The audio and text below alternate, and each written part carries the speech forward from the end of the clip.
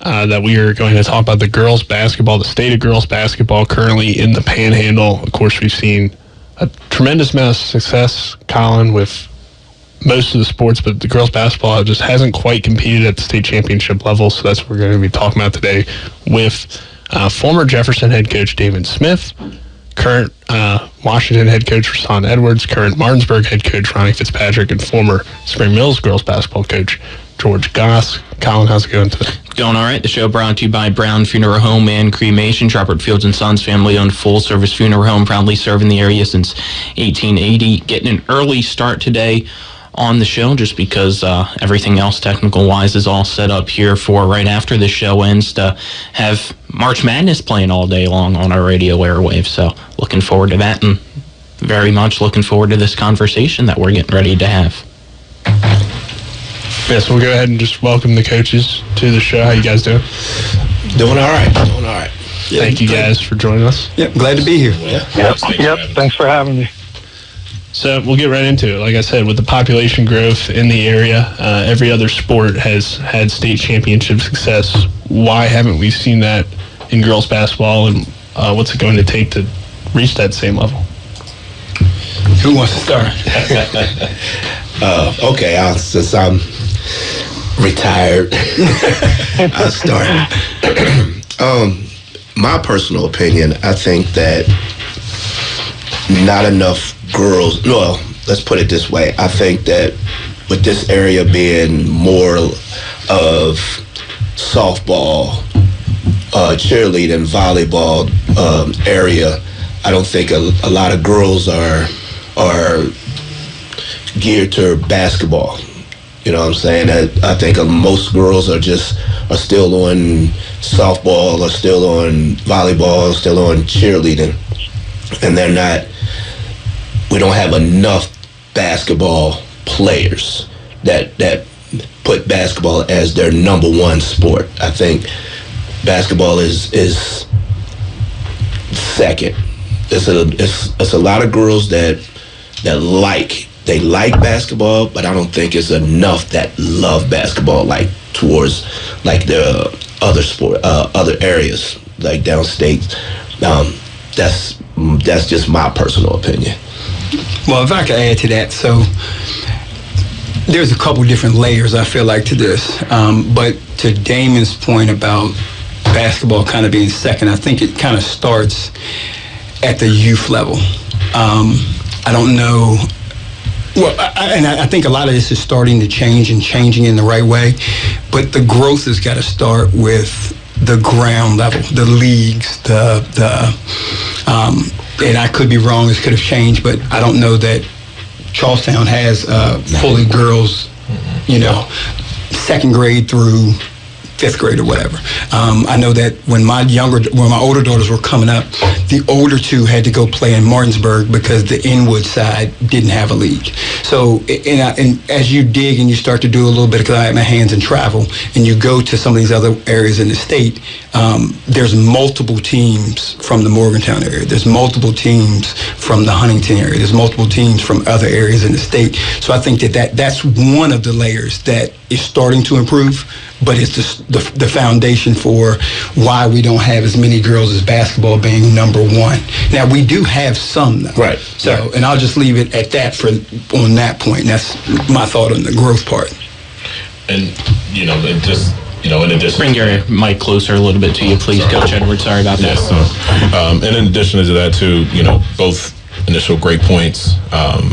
When I first started in middle school, that's when girls were just starting to play basketball. Right. So it's a factor. And we want to make sure this understood as well. Like, we're not trying to make excuses on anything. We're Absolutely just kind of giving you where where it starts. And it's okay. We just, deal with the hand we're dealt. But, when you're just starting in sixth grade, you're 3 or 4 years behind, regardless of anything. You're just learning the basics. You're just learning the fundamentals. You're just learning the game in general. So, just starting in middle school level, that's a big factor because, as Coach Smith mentioned, you can start softball, maybe softball or even soccer at 4.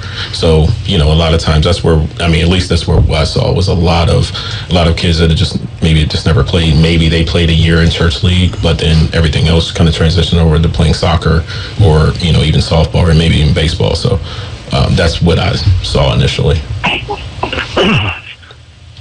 I'll let you go ahead, Coach Dusk, as well. Yeah, so to play off all three coaches, Coach Ronnie brought up a good point. I think it has to start young, particularly in the rec leagues with having young girls come up through the rec leagues, and then Coach Damon said you got to get these kids to start to love the sport, and if we don't have enough kids. Enough girls to, have enough rec league teams.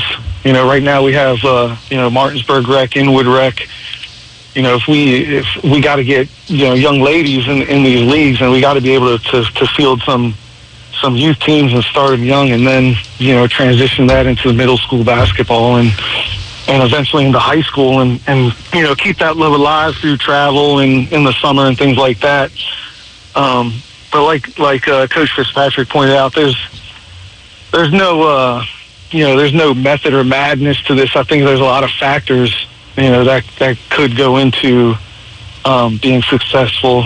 Obviously, talent being one of them, but that obviously that starts with kids loving the sport and growing and raising the kids in the sport. So I think we need to. For the future of girls basketball, we gotta try to get these kids to come out and be of a service to them. Yeah, and just to add a little bit on that, hey, Coach Goss, how are you too? By the way, good. How are you, Coach? I'm doing good, you, man. Yeah, man, good to hear from you. But so to get to the kids loving it and having the teams, another thing that we struggle with as coaches. If you look on our sideline when we travel to these other schools, I've got 2 great coaches, Coach Richie Adams and Coach Dave McKenzie, but there's 2 of us. You go down the road and there's 5, 6, 7 coaches sitting on their bench. Right. And these are people that are invested into the development of the kids all the way through. So I feel like that's another factor in there, is having the enough coaches that are fully devoted to girls basketball. Not just, they want to coach, I hate to say this, but they want to just coach their kid. Right. So just having enough people that want to be involved with girls basketball. Yeah, because I know the time that I've been there, been at Jefferson, just trying to get somebody to come in, because we can't coach the whole year. We can only, through the off season, we can only do so much. So you have to have somebody else that is willing to dedicate their time to help out. And I know it, and when I was there, it was really hard to find somebody to come in and coach girls. Like a lot of people, everybody wants to coach boys, but I've heard through the years so many times, I don't see how you can coach girls. I couldn't coach girls. Coaching girls to me, because I've coached boys before, it's no different. They're athletes. Coach them the same way, but you don't have enough people, and like Coach Fitzpatrick said, you don't have enough people invested into coaching girls. You don't have enough people invested, and I hope in the future that does change. But we'll see. Yes, just to kind of stay at the current state for resources available for you guys, we'll keep it with what all is, because we've already mentioned for some of the rec leagues in this area, it's very limited, but not only with the rec leagues, what is, I guess, your relationship with those rec leagues that are available, and span it maybe a little bit further to what your current athletes are able to do when it comes to potential AAU teams in this area? How far would they have to travel if there's nothing in this area, or just simply any other travel ball team, so if they wanted to, they'd be able to make it a year-round sport? Was that a question or a comment? Just a question to kind of just open it up to continue for what all is available a little bit more as well. So I'm going to come back to that in a second. Okay. Just kind of piggyback on what they were talking about as far as coaching staff. That is a contributing factor. Every time, like I say, we go into different schools, and there are 4 or 5 coaches when they're that are doing something right.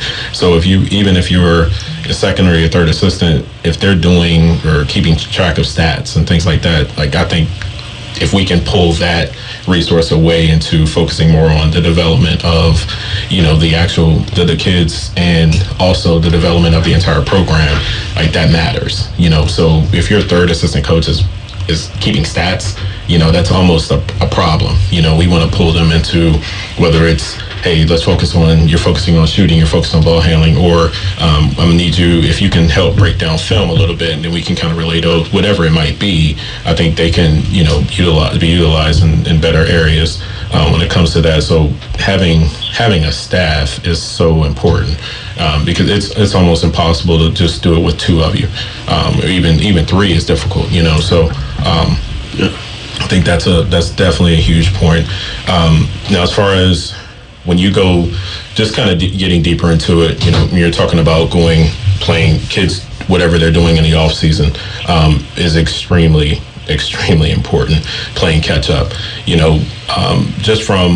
just past experience last week, took some time to lick our wounds from the state championship game. But when you look at it, if we were facing possibly, 3 Division I players in the lineup, right? So, and we're very fortunate where we have a few kids that are playing Division II, and maybe JUCO or NAI or whatever it might be, but there are levels to everything, right? So when you're talking about the level of talent and the location of where you are, we've had to lose some kids. You had to, if you think about it, even kids coming back from Spring Mills, she's at the private school before, whereas, a lot of areas they stay with their high school. The better players are there, but we're losing, maybe a little bit more, the kids that are in their area, but they might go and play somewhere else. And listen, you have to do what's best for you. I understand that, but that's a contributing factor. So regardless of anything, when you're losing players of high caliber, that impacts your program. Yeah. So let's speak to one, and Goss, I know you got something to say there, but I got to speak to one. Let's imagine the Washington program if they have Delaney Thomas that plays at Duke, starts for Duke. Plays at Duke. I coach her travel. Yeah. So if she spends 4 years at Washington, Jefferson, Martinsburg, or anywhere, that changes the dynamic of a team. Yeah, big time. I had a young lady, 3-4 years ago. Her freshman year, she played for me. Sophomore year, she went to St. Francis in Baltimore. Sure, yeah. Tall, she was 6'3", 6'4", athletic. Yeah. Lost her. Yep. I mean, that hurts. It does hurt. Then she ended up moving to Florida. Go ahead as well, Coach Gosk here. Yeah, so I dealt with this obviously my last season, and I actually dealt with it my first season too at Spring Mills. So when I first got the job at Spring Mills, they had a really talented team. I think they had we ended up having 3 or 4 girls leave in that transition period of me, stepping into that role, and I think St. Francis was one of those schools somebody transferred to, and if I had that program, we would have been able to, I think, been successful right out the gate. But you had those kids leave, so it's kind of like rebuild, and then I built it back up to the point where we were probably would have been in a good position for the next 3 years, and then again you see kids, and obviously kids got to do what's best for them if that's what they feel, but I think we all agree that on the level of commitment in this area in Berkeley County, Jefferson County, I just don't think the level of commitment is there with some of our kids as it is in other parts of our state, like the Wheeling Parks and the Morgantowns of the world, who, let's be honest, they don't have a lot of kids that leave and go elsewhere. So they're able to turn over again and again each year and become well. And I don't know if that's a part of a culture, building your culture and your team as a coach, or, like I said, you can't pinpoint any one thing. But I think these are factors that go into being successful. It is, and when you talk about culture, we was just asking the coaches, longest tenured coach, like we were talking about earlier, was Coach Smith at 8 years. So, Coach Fitzpatrick, head coach at 3 years, myself going on 3 years, or at 3 years, and Coach Potter at 2, and Coach Hesson at 2. So, I mean, when you're talking about that, it does, regardless of anything, it takes time to build what you're trying to do. It's not going to happen overnight. Obviously, we want to win. Like, we're not just here just to be here. Obviously, everybody wants to win. Everybody wants to compete at the highest level. But those things do matter. And when you are establishing a culture, everyone knows how bad Washington was in the past. And, it was, everyone pretty much talked them up to win. That was, hey, we're going to build our stats up. We're going to win the game. And, but it takes time to get kids into, not necessarily buy into what you're doing, but at least try to, be a replica of what you want to teach and being consistent with it. So it does. It takes time, and it takes you having to go through those tough moments in order to get it to a certain point. And it's just so, absolutely, we've hit a point where I think we're starting to. You can see girls basketball in the EPAC getting better, for sure. Yes. That what I've seen in the past, you can definitely see it getting better. And I think, and that also, it starts with the coaches, because I think, the EPAC has good coaches in it. I really do. I think they have good coaches. I think they care. Everyone wants to, again, be successful. Everyone wants their program to be at the top. So, now it's the matter of trickling down into players, just shelling out that same energy that you're talking about, Coach Goss, as far as just that love of it, that ultimate drive, and want to be winners and want to continue to get better and better. So it's coming. It's just taking it's going to take time. It's not going to happen overnight. Sure is. Now, back to the Sports Mix on Talk Radio WRNR 106.5 FM, AM 740, and TV 10.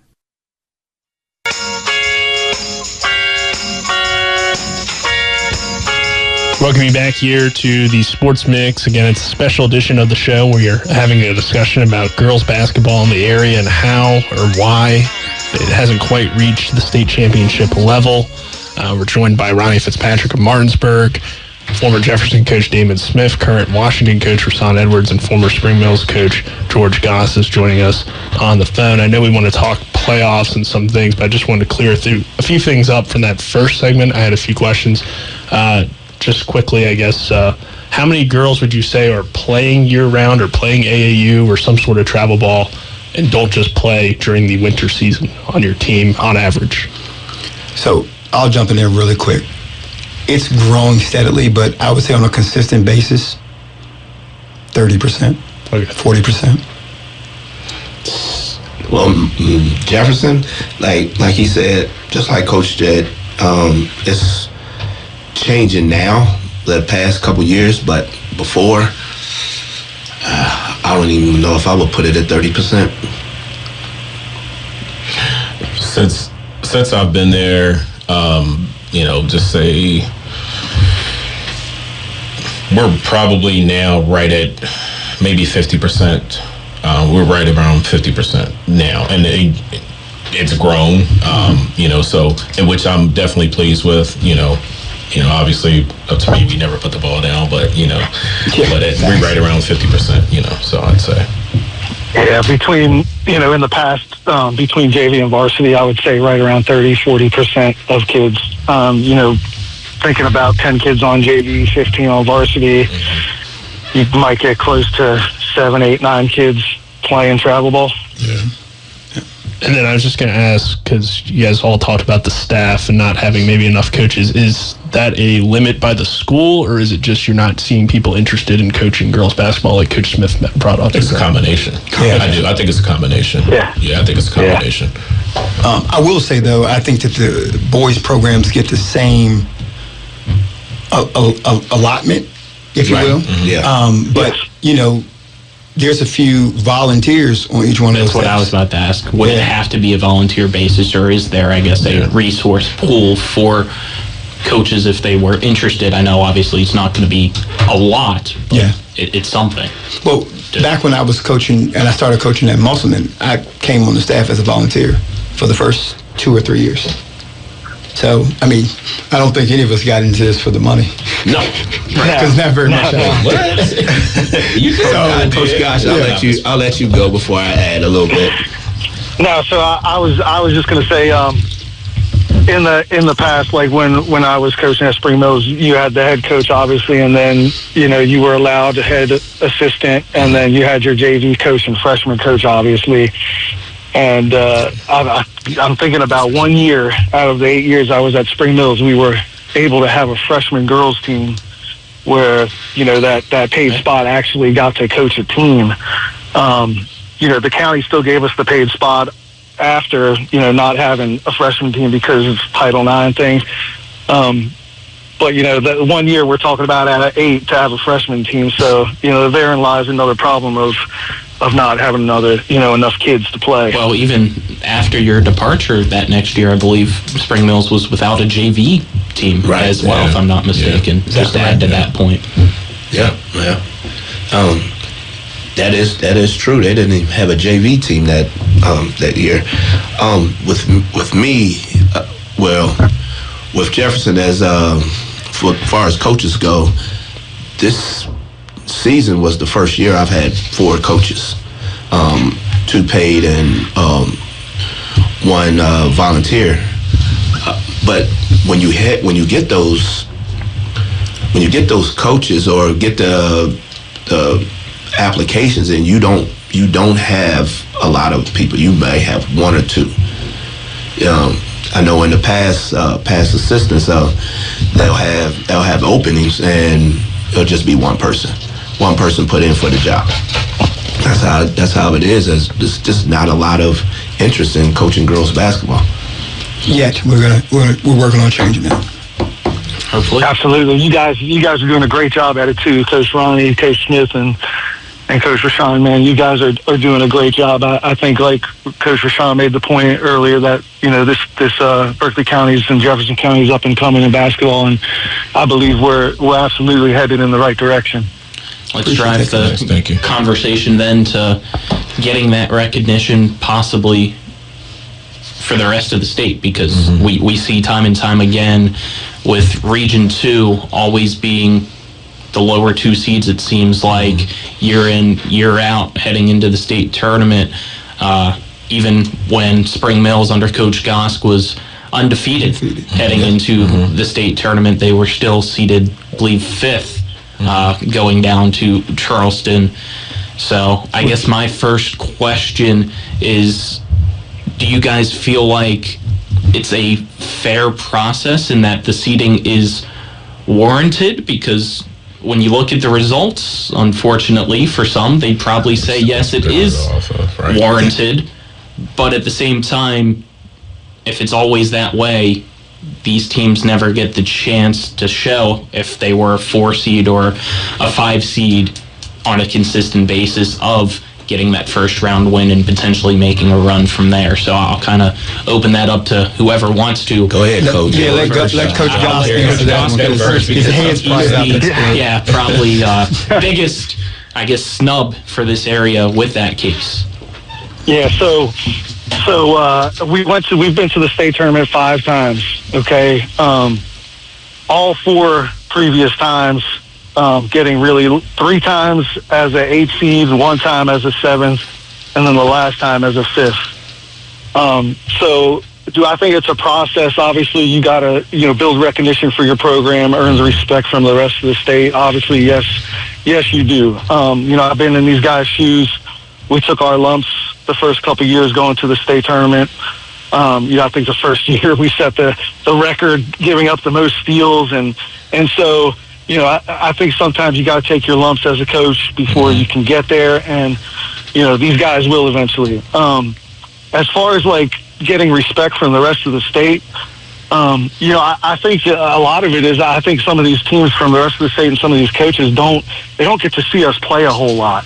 One of the things I tried to do is try to get around the state playing some of these teams, Fairmont, Morgantown's, universities, Wheelings, try to let people see who you are more, try to garner some more respect. And then also your scheduling. Like, you can have a winning season and not, be an above 500 team. You might not win 20 games. You might not win 18. You might win 15. And at the end of the day, I still think we will not get the respect and end up getting the A seed. I think it's almost impossible sometimes. You have to win 20-plus games if you want to get a high seed, and you want coaches from other part of the state to, kind of respect our area, sort of saying. And that can be a shame at times, and I think it's really hard for us as coaches to try to explain that to our teams and our kids sometimes. And, we do our best, and, that's all I can say is, as coaches, we're trying our best. We're busting our tail, and we're working hard, and I know these guys are doing the same thing.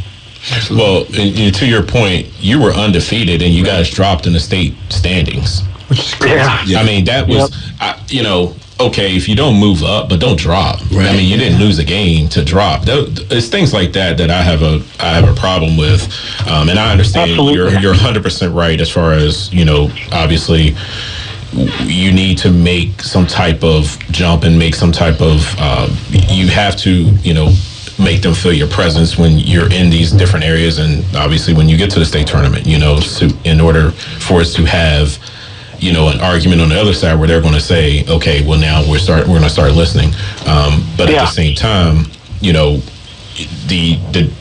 the demographic has to come into play, because we're definitely, a lot of times we're going on the road to travel down south. We're going, it's and nobody comes to us. And it's hard for them. I want to say it's hard for them, or just not willing to come to us all the time, right? So, I think that trying to get teams up here has definitely been a stretch on a consistent basis. And just trying to get out of the area. The first year, we traveled. Not that anyone else cares, as far as down there, but we went to Wheeling, we went to Huntington, or in Charleston. We went to Wheeling, Charleston, and we went to Fairmont.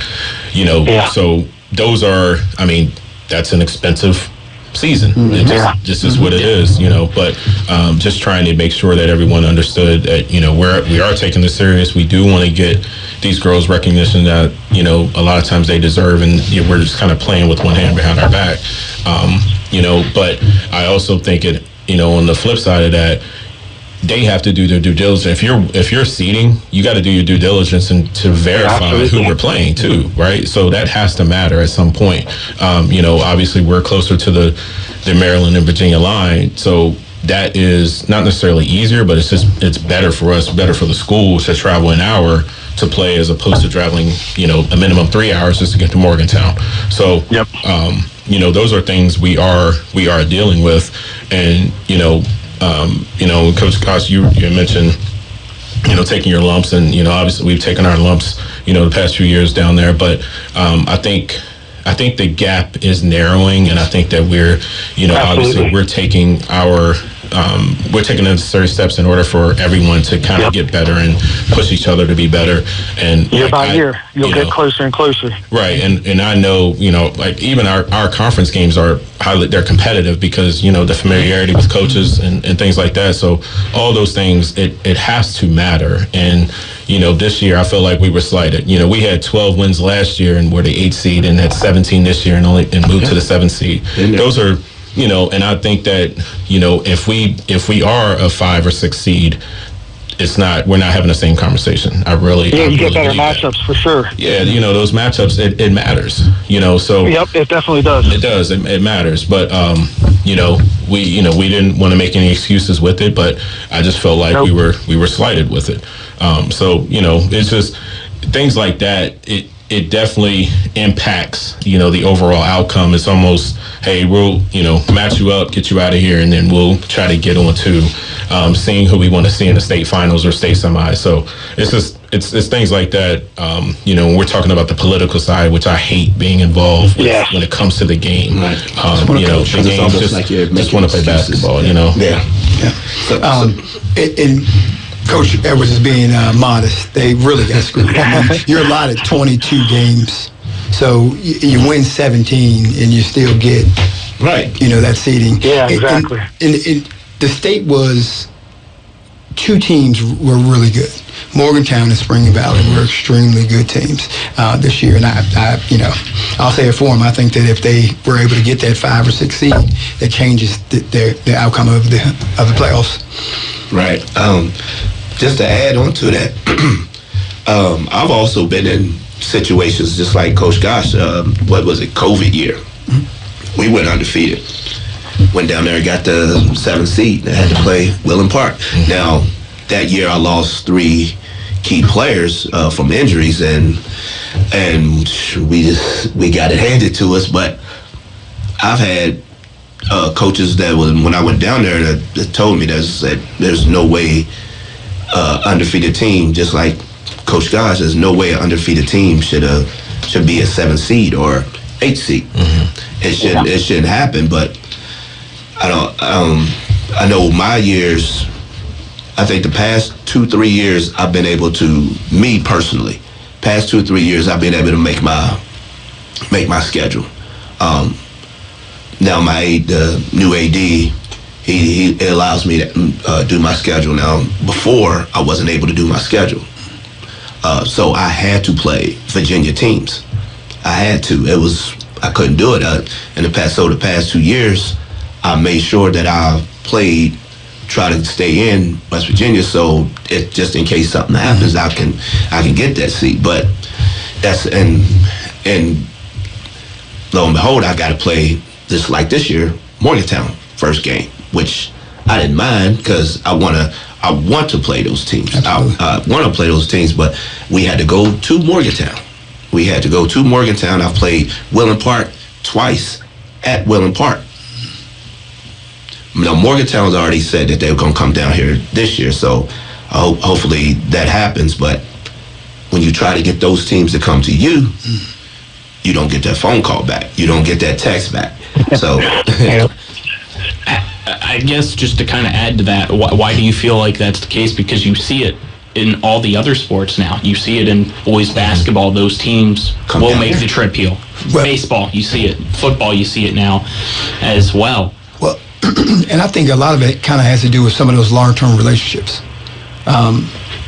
Coach Rodgers, he's got a lot of relationships. I think them in Morgantown do a home and away every year, and it's been that way for years. That's where we have to get to. It sounds like Damien was about to get one going. Yeah.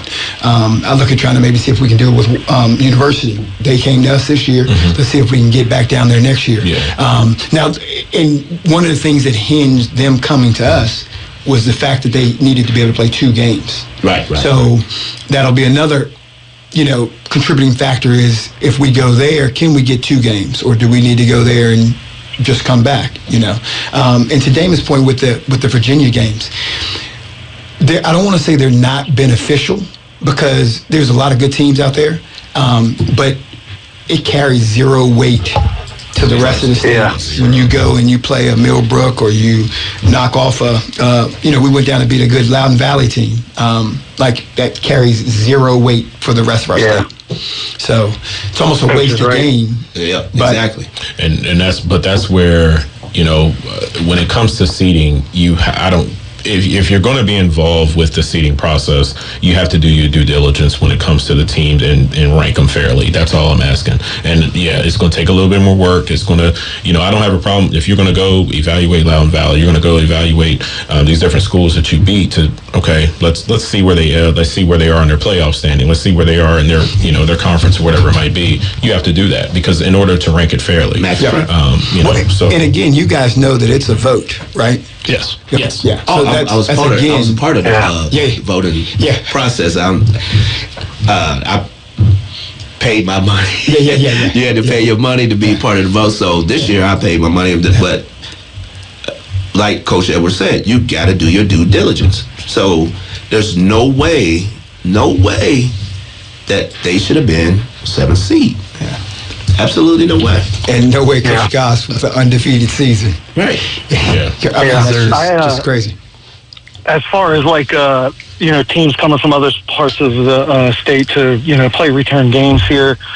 One year, I would say, I guess the second year at Spring Mills, we played Wheeling. We had a dual game with Wheeling Park, home and away. They came here.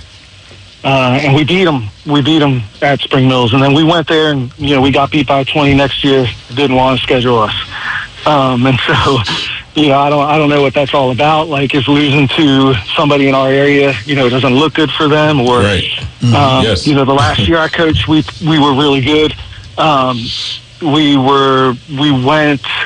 Fairmont Senior owed us a game at Spring Mills. Well, it got snowed out. I reached out, tried to find a time to Getting that never got a call back, obviously, because they knew how good we were. And so a lot of that, they use that, obviously, because they want to get seated higher or they want to get ranked higher. And as coaches now, we're kind of like, especially coaches in Berkeley and Jefferson County, now we're beating the hell out of each other during the regular season, trying to scrounge for, these rankings. And for me, my last year became, how many points of margin of victory do we have to get for these other coaches to look at our schedule and say, well, hey, Spring Mills, they might actually, be deserving of a higher seed this year. And so, that's what I started to use as my formula a little bit, because I'm like, dang, we're not getting any respect by just winning games. Now, do I need to start winning by, more points of margin? And so, I can't say any one thing went into, getting those votes or whatever, but, I just hope to find another way to get a higher seed. So, and then you become a victim of being accused of running up scores. Yeah. Right. Exactly. Yeah, exactly. Yeah. And no coach wants to do that. We want to play with good sportsmanship, but we don't. At the end of the day, we don't want to cheat our kids out either from getting a lower seed at the state tournament. Has there been any effort? Because I always found it strange that football is the only sport that uses a rating system. Has there been any effort to do that in basketball? I haven't heard of it. That's the point I was just about to ask. So the strength of schedule, where are they actually getting strength of schedule from? Because if it's off of Max Prep, 8 years, I have no clue. It's not Max Prep. Max Preps is human made. Exactly. Yes. Anybody made. There's a couple times I go in there and my scores were flopped. Or I think they had us, we beat you. And I'm like, who put that in there? Yeah, because when I saw it, I was like, who put that in there? I didn't put that in there. So some of mine were. Some of mine was like that too. So strength of schedule. Put it up. It'll be in there before I even get a chance to do it. Or it'll be put twice. Yes. Yeah. Yep. So the systems, I think, a little flawed. I don't know that you can have a perfect system, but there are clearly some holes in it. Room for improvement. Rating. There should be one like football, something. Welcome back here to the Sports Mix. Again, it's a special edition of the show. We're talking to girls basketball coaches Damon Smith, Rasan Edwards, Ronnie Fitzpatrick, and George Gosk about the state of girls basketball in the area. Obviously, the area has grown tremendously, but we haven't seen state championship success at the in girls basketball. We were kind of talking about where to possibly go with the discussion from here. I think maybe a point we could get to is maybe just talk about you guys and your current programs and maybe some things that you are trying to do to advance the sport as much as you can with what you can control. What are some things that you have been trying and just to improve as coaches, I guess, because obviously you can only do so much, but what are you trying to do? I've got one. Style of play. So when you look at the style of play in the rest of the state, it's a little bit faster pace. It's getting up and down the court. It's defending full court. A lot of shooting. So I think style of play, that's one of the things that we actually, when I was with Musselman, me and Coach Elliott, we actually went down and scouted the state tournament. And at that time, it was Buckhannon Upshur. And we noticed that they were pressing on missed shots. And it was just a constant. This was 8 or 9 years ago. But we said that level of defense, and they made a run that year. I think they lost in the final. But we're like that. We have to get there. That's a difference in how we do it. We were pressing on made shots, but missed shots, made shots. It was constant pressure all game long. So I also think that style of play I don't know if you guys agree. Oh, no. Is Absolutely. part of it as 100%. well. I know the times that I went down to the couple times I went down there to the state tournament, I've noticed the style of play is different. With me, I always liked pressure, but it was zone. It was a lot of zone. It was a lot of zone pressure and stuff like that. But if you go down there, it's a lot of man to man. And that's where I tried to, like a couple years ago, I tried to change my style from doing a bunch of different exotic zones to try to run man to man. Only thing with me, when I tried to do that, I just didn't have I hate to say it, but I just didn't have the players to do that with. Mm-hmm. So I had to go back to zone. Sure. I mean, you hate to say that, but it's part of the factor. It's part of the reason why I had to go back to zone, because I could not play man to man. So I mean, that's that style of play, but that's how that, like Coach Fitzpatrick said, they're up and down the court, they're pressing, they're in your face all the time, and I just didn't have the athletes to do that same kind of style with. And I'll let Coach Edwards and Coach Goss go real quick, but so there's levels to that too. You just can't play man. Like when I'll go and I'll watch some of the youth levels play man. There's no help side. There's no jumping to the ball. There's no, like, you just can't play man. You have to teach it. So when we get them, it's a process. My first year, we didn't hardly do any man at Martinsburg. We were all zone. But I was implementing man day in and day out so that we could get there. Coach McKenzie tells me all the time, like, Coach, we got to put more pressure. Got to put more pressure. So it was a process. And this year we played predominantly man.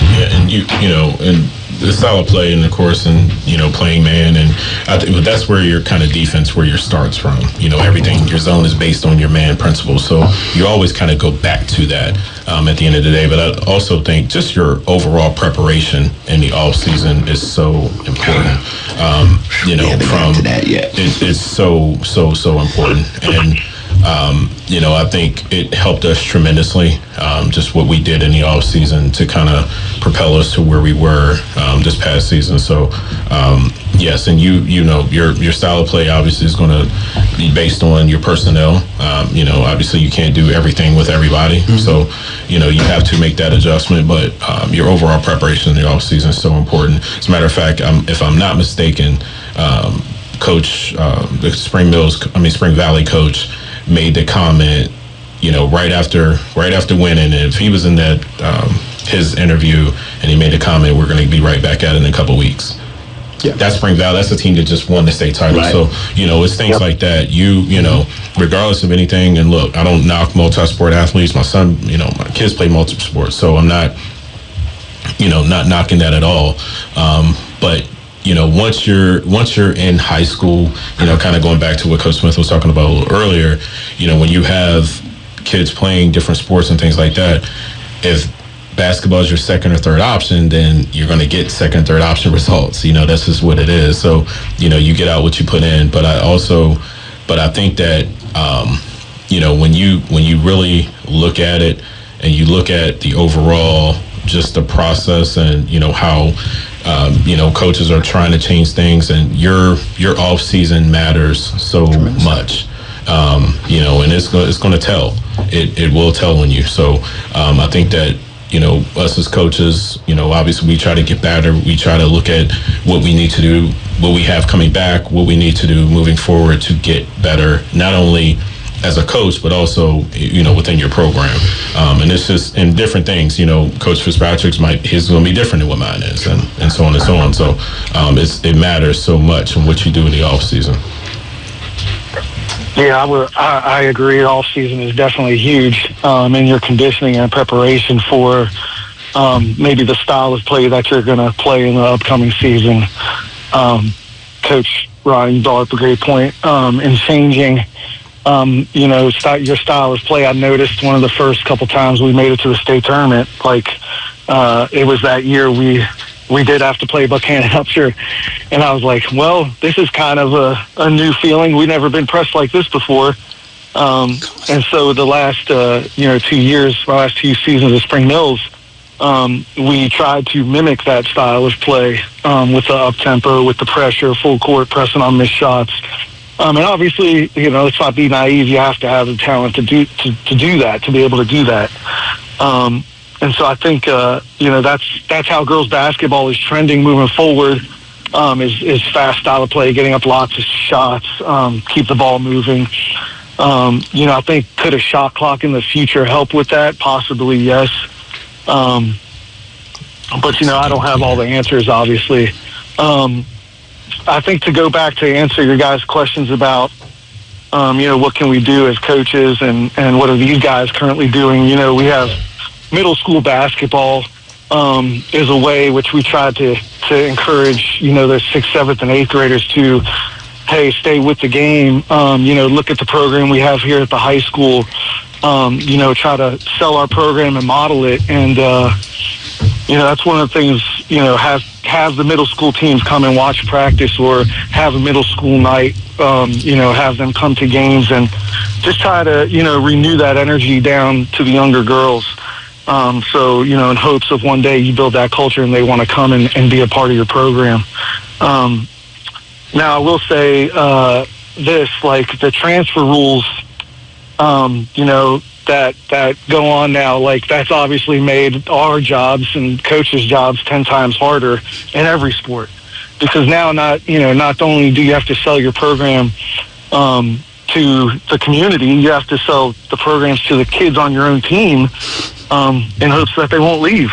And, that's just made the job 10 times harder. I think all you guys kind of alluded to that culture point. And, the off-season preparation, I feel like Rasan was talking about, is a lot easier once you've been there and you've started to establish that we're right back at it. Mm-hmm. My first year there, right back at it was kind of like, well, what do you mean? I got track practice. Mm-hmm. And I love multi-sport athletes. I think it helps them develop. But, okay, you have track practice, but you still need to get shots up. You still need to work on your game. From that first year to now, the right back at it is I'm getting text messages asking, so Coach, what days did you say we'll be able to, do some conditioning, some. I'm like, we're getting into the weight room in April. I want to go off waiting for that. Something Coach Gosk, I think, also kind of just touched on, or might not have been Coach Gosk, but it was about the middle school nights or having them come out to practice. Do you guys have camps or days for the youth possibly in this area that you know of, whether it's your team and volunteering time to train and be with the younger generations to potentially have that be a feeder system, or has that been discussed amongst coaches at each school? Because I know cheerleaders, I've seen them do it. I've seen volleyball definitely do it as well, to where they have their own camps from their own teams during the off season, or even at times, I guess, during the season as a system. Yeah, we did do a camp, and kind of had Delaney, she played for me in middle school. She came out and just kind of being there, and also just having our players come in and help with the camp, during the time where we could, Right. That's the tricky thing. During the time where we could, it wasn't, it wasn't a time where we couldn't.